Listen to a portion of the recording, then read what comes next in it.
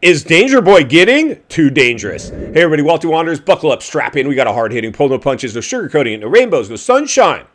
Just gonna give it to you and give it to you straight. We got a good one to unpackage today. Welcome to the show. Hope everybody's doing great. So Danger Boy Deegs, welcome back to the swimming pool.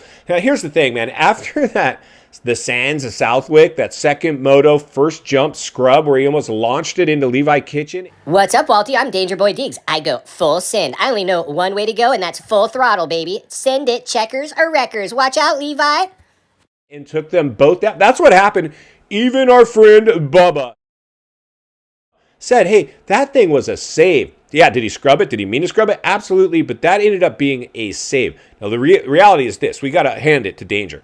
Danger's middle name is Danger Boy.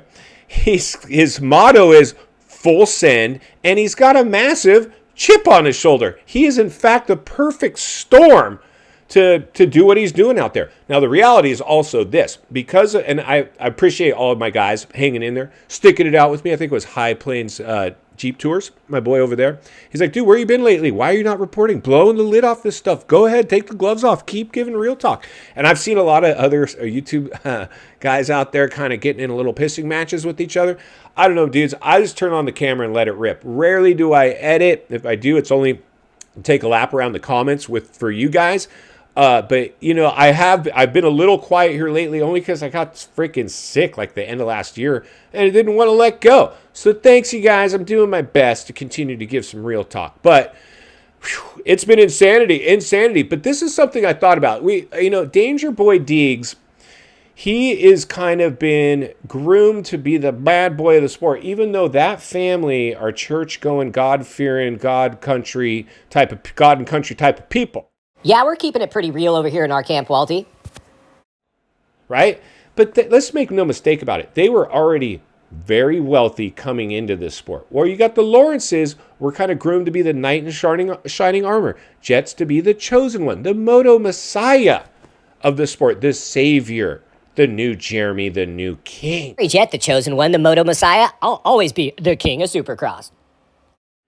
And the other riders saw it on the writing on the wall. They knew what time it was. They know that we live in Jet and Danger Boy's world right now. They know this. And they don't like it.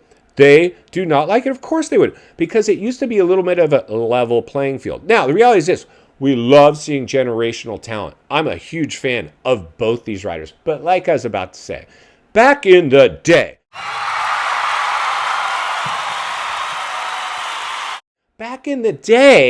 this was a more even playing field because it was more grassroots, underground, no frills, hardcore, pyro, chicks, techno, opening ceremonies, intermission shows were gnarly. Not selling you electric mini bikes for your intermission show. It's all one big sales.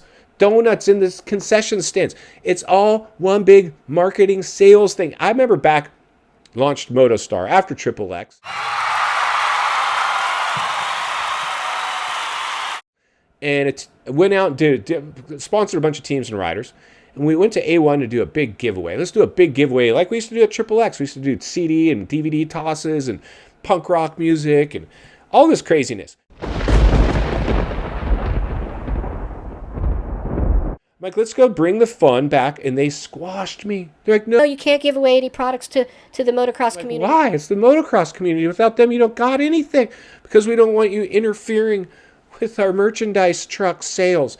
I'm like, dude, it's a brand new brand. It's not an event tee. Come on, man. Lusa. Well, we've went next level now. Now it's just completely overtaken one big machine. And they're trying to take it. That's what Super Duper is designed for and halftime shows are designed for, is to make it. And why during Supercross you saw football players be interviewed and paid. We paid a bunch of money to have football players come and be at the show and be on Race Day Live or whatever, because we want to cross-market this. Espanol, the same thing. We got these open borders, 10 million illegals pour in. Well, let's get those viewers too, because we're already giving them probably free cable at this point. Let's turn them on to Moto. Whew. Insanity, right? Anyway, back to our boy. All right, let's go ahead and witness Danger Boy going full send, which is, in fact, his motto. Nothing wrong with that. In fact, that's what we need. We need more people going full send. But let's take a look at this scrub that he did at the sands of Southwick. This was, let's just call it for what it is, a sketchy. This was a super sketchy move, but I like it, and I know everybody else did too. But at some point, I mean, we've seen this kid toss the bike more than once. Now, luckily, he's at that rubbery age. He's like Stretch Armstrong out there. He just bounces right back up. But one of these days, right, Jet Lawrence, you're going to face something, and it's going to rock you, and you're not going to bounce right up. Now, luckily for Danger, this dude's built a little bit like a brick house. He looks like he's beefed up a little bit. But the reality is this, man. He is definitely a danger to, which is great. That's his name. But he's actually a danger to the other riders out there. Riding like that, scrubbing that jump like that was a little bit probably not the smartest move. He didn't need to do that, but he did it. Now, the thing is that's the only way he knows how to ride. He's almost like Barsha reincarnated in a sense, because Barsha used to have the same type of aggressive riding style as well. But even ask Justin Barsha, at some point, you're going to have to slow down. Now, Barsha, on the other hand, he's married with children now. His career is pretty much on the tail end. He's not going for championships. He's just out there because he can still command a decent contract and a pit presence, and teams will pay for that. Danger, on the other hand, he has branded himself as Danger Boy. So I anticipate that's what we'll get from him moving forward, and that's exactly what we should get. But at some point, I'm sure if you ask the other riders, they're going to say, this guy is too dangerous. He's risking other riders, and they're probably at some point the AMA is going to start fining this kid for riding too aggressive. Let's hope so, actually, because that's what this industry needs to get back to its hardcore roots. And luckily, Danger Boy comes from that. Let's get back to the studio and wrap this thing up. Danger Boy is a little bit of a loose cannon. He is a danger to anybody that's on the track with him, based on what I saw off of that jump that he did. That was insane. Now, here's the thing, friends. He's already cartwheeled it multiple times. At Hangtown, he did the helicopter. In Supercross, he did the eject a few times. But he's young, and the kid is sturdy, right? So as much as I would say this kid's a danger to other riders, and he's out there just really, I'm sure if you interviewed Kitchen, like Kitchen's even less pleased with him now because he made him look kind of silly. He made Kitchen look a little bit silly the way he just freaking scrubbed that thing like nobody's business, almost tossed it, almost took them both out in the process, and then motored away for the win. You know, I mean, that's pretty much what happened, right? Motored away for the win. But here's the thing. With Danger, here's the thing. You just have to understand. With his dad, the general, I mean, that dude came up the same way. Full send. You know, basically, he's going to pull this trick off or die trying, and he almost did that a few times.